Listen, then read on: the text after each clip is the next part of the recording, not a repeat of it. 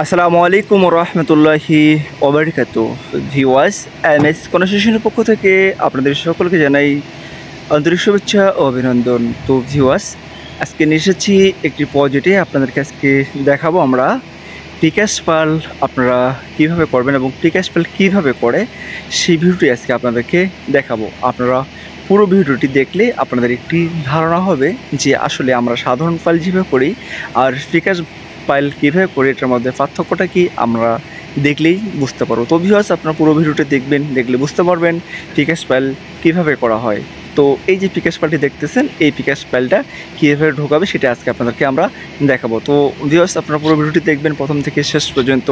আর আপনাদেরকে বলে রাখি, আমরা বাংলাদেশের যে কোনো প্রান্তে বিল্ডিং নির্মাণের কাজ করে থাকি দক্ষ মিস্ত্রি দ্বারা। আপনারা চাইলে আপনাদের স্বপ্নের বাড়িটি আমাদেরকে দিয়ে নির্মাণ করতে পারেন এবং বিল্ডিং নির্মাণের যাবতীয় পরামর্শ চাইলে আপনারা আমাদের কাছ থেকে নিতে পারেন এবং বিল্ডিংয়ের নির্মাণের ডিজাইন, প্ল্যান, নকশা যে কোনো কাজের বিষয়ে আপনারা আমাদের কাছ থেকে পরামর্শ নিতে পারেন।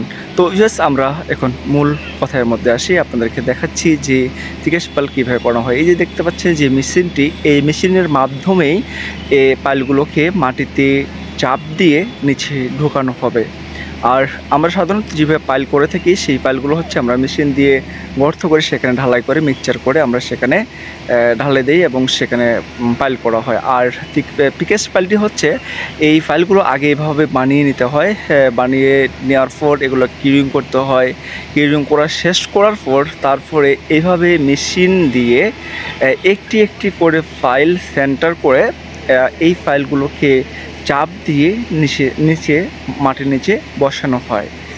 তো এই দেখতে পাচ্ছেন যে মেশিনটি, এই মেশিনের দ্বারাই কিন্তু এই ফাইলগুলোকে আপনার মাটিতে চাপ দিয়ে বসানো হবে। একটি ফাইল কিন্তু আপনার দেখতে মনে হচ্ছে ছোট না, এটা কিন্তু অনেক বড় ফাইল। প্রায় আপনার এই ফাইলটি রয়েছে 45 ফিট লম্বা রয়েছে। তো এই ফাইলটি এখন মেশিনের সাহায্যে দেখতে পাচ্ছেন সেটাকে ক্রেন দিয়ে সামনে তুলানো হচ্ছে। তোলার পরে এটাকে আপনার এই মেশিন দিয়ে মাটির নিচে চাপ দিয়ে দেখবেন আপনার 2 মিনিটের মধ্যে এটা মাটির নিচে চাপে বসাই দেওয়া হবে। এই মেশিনের এত শক্তি।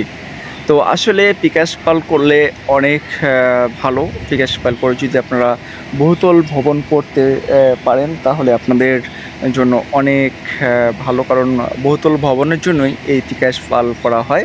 সাধারণত আপনার ছোটোখাটো বিল্ডিংয়ের জন্য এই পাইল না করলেও সমস্যা নেই, কিন্তু বড় বিল্ডিংয়ের জন্য এই পাইলটি করা অনেক ভালো এবং করা জরুরি আমি মনে করি। তো দেখতে পাচ্ছেন যে ফাইলটি মেশিনের সাহায্যে সোজা করা হচ্ছে, দেখতে পাচ্ছেন খাড়া করা হয়েছে। এখন এই ফাইলটি তারা এই মেশিনের সাহায্যে দেখতে পাচ্ছেন সোজা করে নিতেছে। দেখেন অনেক বড়, কিন্তু দেখেন এটা কিন্তু অনেক ওজন আছে। এই যে পাইপটা দেখতে পাচ্ছেন অনেক বড় একটি পাইল। আর এই পাইলটি বলে রাখি আপনাদেরকে যে দেখতে ছোট মনে হচ্ছে কিন্তু ওটা ছোট না। এটির সাইজ প্রায় হচ্ছে আপনার 20 ইঞ্চি এই ফাইলটি। তো এটা এখন এই দেখতে পাচ্ছেন মেশিন দিয়ে উপরে তুলে নিয়ে এটাকে দেখতে পাচ্ছেন, এটা কিন্তু মাথাটা কিন্তু ছসালও নেই, একবারে স্কোয়ার রয়েছে। এই ফাইলটি মেশিনের সাহায্যে কত দ্রুতভাবে মাটির নিচে চাপেই ঢোকাবে সেটা আপনারা দেখতে পাবেন। আসলে অনেক দ্রুতভাবেই এই পাইলটি মাটির নিচে ঢুকে যাবে, খুব একটা বেশি সময় লাগে না, কারণ এই পাইলটি দাঁড়ানো করার পরেই আপনার খুব দ্রুতভাবেই এই পাইলটি ভিতরে ঢুকে যায় মাটির নিচে মেশিনের সাহায্যে। এই মেশিনের অনেক শক্তি। তো আসলেই দেখতে পাচ্ছেন যে একটি পিকাস পাইল কীভাবে মাটির নিচে চাপ দিয়ে ঢোকানো হয়। এভাবে ঢোকালে আপনার যে ফাইলটি রয়েছে এই ফাইলটির কোনো সমস্যা হয় না। মেশিন দিয়ে ঢোকালে অনেকে এখানে হামার দিয়ে বাড়ি দিয়ে ঢুকায়, সেক্ষেত্রে অনেক সময় পাইলগুলো ভেঙে যায়। তো এই মেশিনের সাহায্যে ঢুকালে কিন্তু আপনার পাইলগুলো ভাঙার কোনো সুযোগ নেই এবং পাইলটি অনেক সুন্দরভাবে দেখতে পাচ্ছেন নিচের দিকে ঢুকতে আসে অনেক সুন্দরভাবে। এই পাইলটি মাটির নিচে একবারে সহজভাবে মনে হচ্ছিল যে পাইলটা নিচের দিকে যাচ্ছিল, অনেক সহজভাবে। তো আপনার ঢোকাতে খুব একটা বেশি সময় লাগে না মাটির নিচে। তো আপনাদেরকে দেখালাম, দেখতে পাচ্ছেন এই যে পাইলটি রয়েছে এটি মেশিনের সাহায্যে কোনো চাপছে, মেশিনের চাপে এটা কিন্তু ভিতরে ঢুকে যাচ্ছে। তো এভাবেই কিন্তু পিকাস পাল করানো হয়। মেশিন দিয়ে করলে দেখতে পাচ্ছেন নিচের দিকে ঢুকতে আছে ভিতরের দিকে। তো এভাবেই আপনারা দেখতে পাচ্ছেন যে ভিতরে ঢুকে যাচ্ছে, অনেক সহজভাবেই কিন্তু এই ফাইলগুলি নিচে ঢুকে যায়। তো ভিউয়ার্স, আপনাদেরকে একটা ধারণা দিলাম ফিকাস পাল আসলেই এই ফিকাস পাল করলে বহুতল ভবনের জন্য অনেক ভালো। আপনারা যদি বহুতল বিল্ডিং করে থাকেন তাহলে সেক্ষেত্রে অবশ্যই পিকাস পাল করবেন। পিকাস পাল করলে আপনার মাটিটা অনেক টাইট হয়ে যায় এবং অনেক শক্ত হয়ে যায়, সেক্ষেত্রে বিল্ডিংটি ঝুঁকিপূর্ণ কম থাকে। তো ভিউয়ার্স, আপনারা সকলেই ভালো থাকবেন, সুস্থ থাকবেন এবং আমাদের ভিডিওটি যদি আপনাদের ভালো লেগে থাকে তাহলে অবশ্যই আপনারা ভিডিওটি শেয়ার করবেন।